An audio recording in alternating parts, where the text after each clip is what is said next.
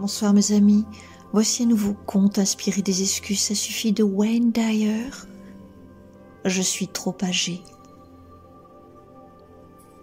Dans une petite ville vivait Hector, un homme à la retraite de 70 ans.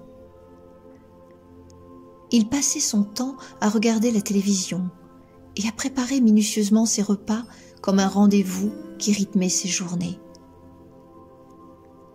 Il avait pour compagnon un adorable chat prénommé Léo.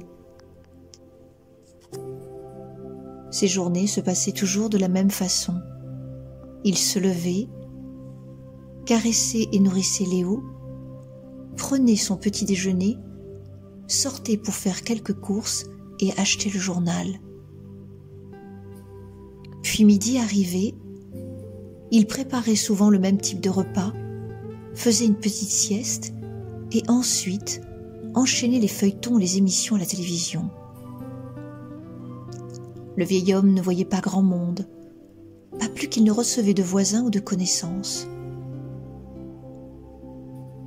Depuis sa retraite, Hector s'était mis dans une routine qui semblait être la seule expression de sa vie.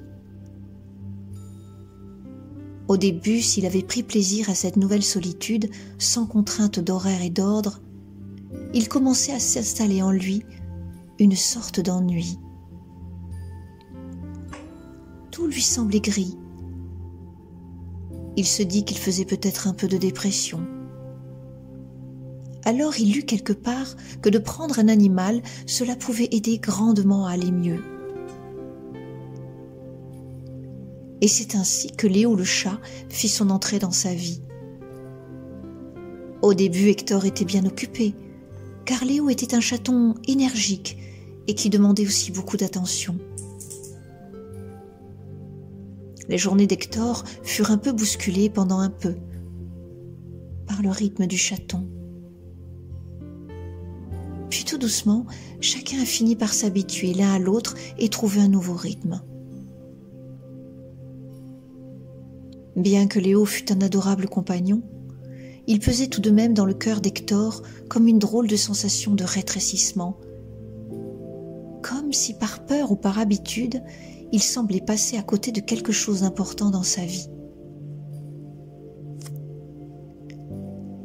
Il avait tant voulu cette retraite, il avait tant prévu de faire des projets. Mais avant, il s'était dit qu'il se reposerait. Et puis après, il y a eu la venue de Léo. Et puis maintenant, il se disait qu'il se sentait trop vieux pour faire des changements. L'empressement, l'enthousiasme qu'il avait eu au début avait peu à peu disparu, pour laisser place à une espèce de morosité qui finissait par devenir un trait de son caractère. Trop âgé, se répétait souvent Hector comme une litanie. Trop âgé pour voyager, pour apprendre quelque chose de nouveau, et surtout trop âgé pour rêver. Cela, il le laissait aux jeunes encore naïfs de la vie et qui voyaient tout en grand. Lui, Hector, comme il voyait tout en gris en lui, il voyait tout en gris dehors, et rien ne semblait l'intéresser. Un jour, une lettre arriva par la poste.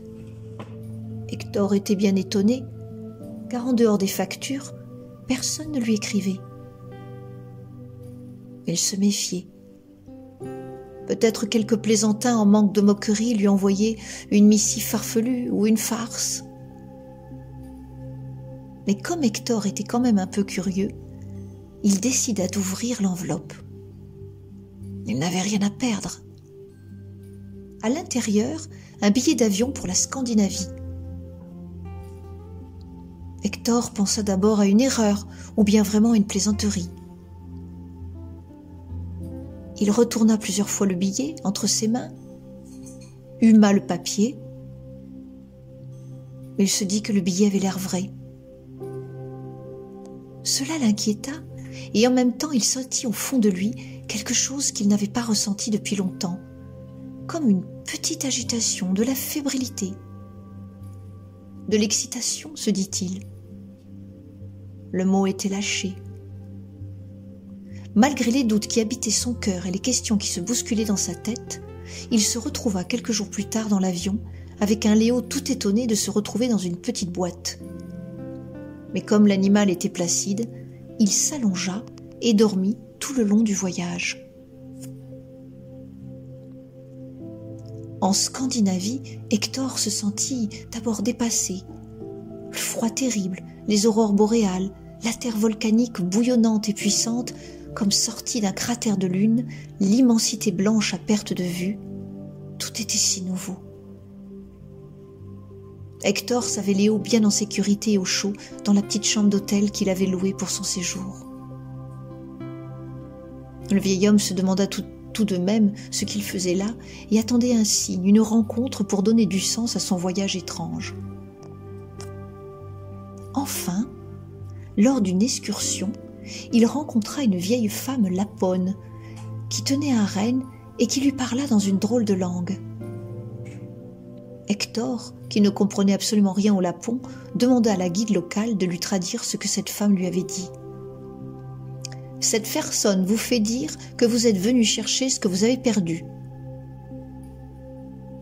Le vieil homme n'y comprenait absolument rien.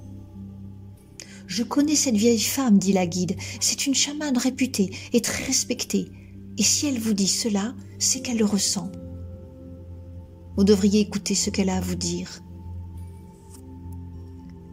Et la vieille femme rajouta: « Autrefois, vous étiez un homme jeune, empli d'énergie et de joie, prêt à voyager, à conquérir la vie avec un feu brûlant dans votre cœur.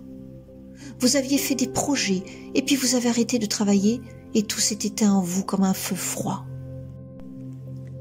À la traduction de la guide, Hector sentit une larme glisser le long de sa joue. La vieille lapone semblait lire en lui comme un livre ouvert. Il se souvint de l'homme qu'il avait été, amoureux de la vie, amoureux tout court. Mais cela semblait si loin maintenant. Pourquoi cette vieille femme venait-elle raviver des souvenirs qui lui faisaient si mal? La vieille lapone le regarda intensément et lui dit: « Un jour j'ai rêvé qu'un homme blanc allait venir ici et qu'il gravirait le mont Berenberg, le volcan le plus actif de Scandinavie. Ce n'est pas un volcan ordinaire. Une légende dit que ceux qui atteignent son sommet retrouvent ce qu'ils ont perdu. Je ne sais pas pourquoi, c'est moi qui devais vous dire ce message, mais ce que je sais, c'est que cela semblait important. Voilà, c'est tout ce que j'avais à vous dire. À vous de monter maintenant, c'est votre défi, et c'est aussi retrouver votre flamme intérieure. » Au début, Hector ne voulut pas gravir ce volcan. Il resta dans sa chambre avec Léo. Mais chaque jour, la guide revenait le voir pour lui dire que la vieille chamane n'arriverait pas à dormir, tant le rêve était devenu fort, et que tant qu'Hector ne gravirait pas ce volcan, cette pauvre femme ne pourrait plus retrouver le repos de l'esprit. Finalement, par curiosité, par pitié pour la vieille lapone, Hector se mit en route. Le chemin était difficile, le vent était puissant et glacial. Il en tremblait jusqu'à dans ses vieux os. Chaque pas semblait de plus en plus lourd, la neige accrochée à ses bottes. L'homme était fatigué. Il faillit renoncer plus d'une fois, se disant qu'il était trop âgé pour entreprendre une telle excursion. Mais il pensa à la vieille femme. Et puis, il n'avait pas fait tout ce chemin pour rien. Il était trop près du but. Quel but? Il n'en savait rien. Mais il sentait que tout cela n'était pas un hasard, que d'avoir croisé cette vieille femme sur sa route n'était pas un hasard non plus. Il se repensa jeune, enfiévré d'aventure, de projets et d'enthousiasme. Comment avait-il pu perdre tout cela parce qu'il se définissait uniquement à partir de son âge biologique et non par ce qui habitait son cœur? Enfin arrivé au sommet, Hector souffla. Le paysage était superbe à en couper le souffle. Il se dit que s'il était resté dans sa chambre, il n'aurait jamais vu cette merveille. Il ressentit comme de la fierté revenir en lui. Depuis si longtemps, se dit-il. Comme cela faisait du bien de se sentir bien heureux de soi.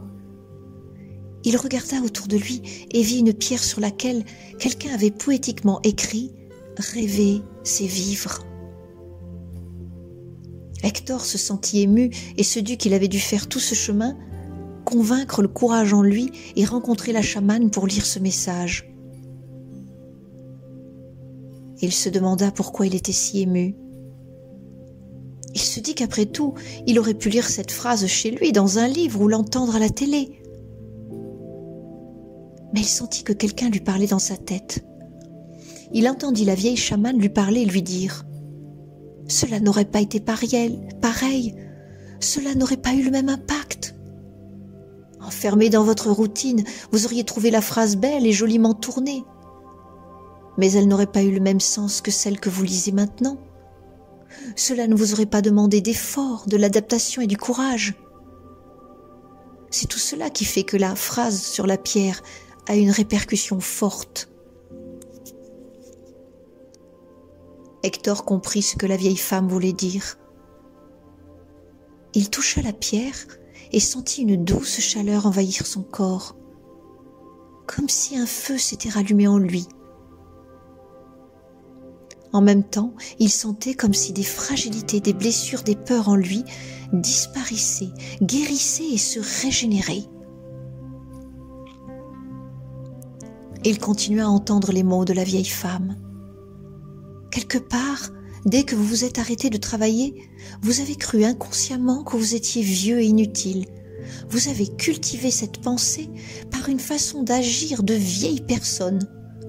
Vous vous êtes collé une étiquette et vos épaules sont devenues de plus en plus lourdes à force de vous dire que vous étiez trop vieux pour rêver ou faire ce qui vous tenait tant à cœur. Enfin, vous vous êtes arrêté de vivre. Vous avez figé le temps et votre vie est devenue grise.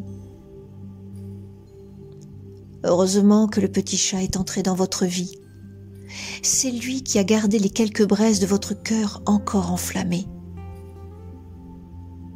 Hector toucha à nouveau la pierre et il sentit les rêves de jeunesse remonter dans sa mémoire et dans son cœur.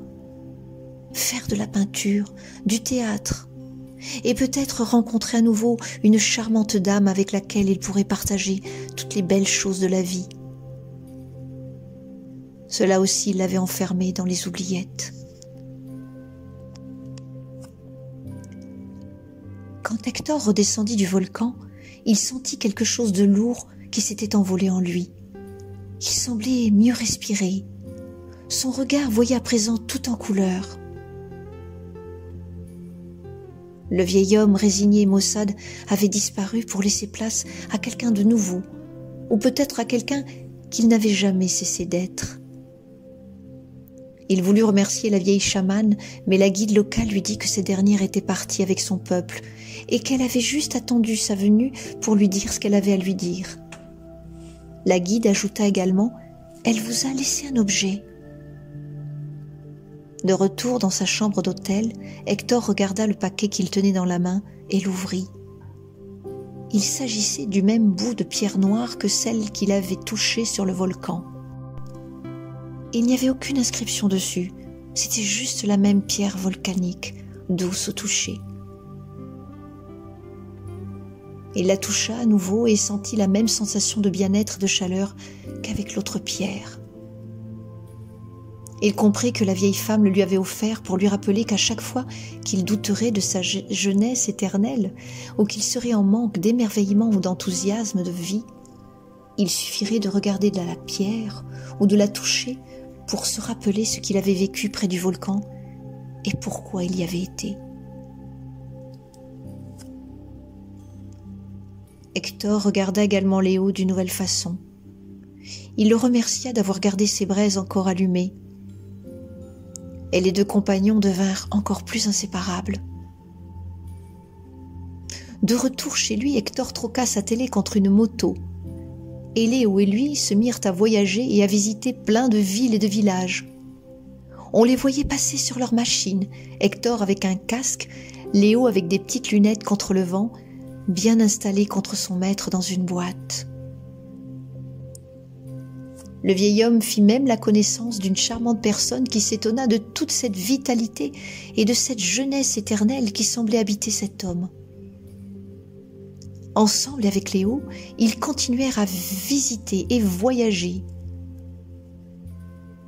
Hector, qui d'ordinaire parlait peu, se montrait très loquace et racontait à qui voulait l'entendre son aventure en Scandinavie. Cela intéressa beaucoup de monde. On lui demanda même d'écrire un livre et Léo fut également proclamé héros de l'histoire.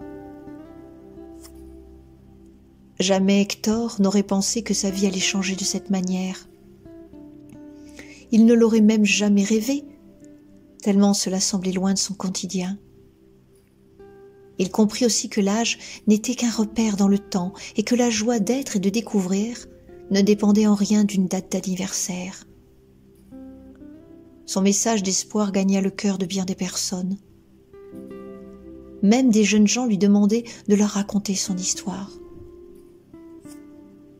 Et à chaque fois qu'on lui demandait s'il n'était pas trop tard pour commencer, il répondait avec un sourire « Jamais !» Il encourageait ceux qui hésitaient, il conseillait ceux qui doutaient et il réconfortait ceux qui semblaient avoir perdu l'espoir et la joie. Petite morale de ce conte, n'attendez pas la retraite pour faire ce qui vous tient à cœur. N'attendez jamais que les circonstances extérieures soient favorables pour être heureux. Cultivez en vous la joie simple et l'enthousiasme et sur votre chemin apparaîtront des opportunités, des voyages et des rencontres. L'âge vous situe dans le temps, mais l'éternelle jeunesse est au-delà du temps.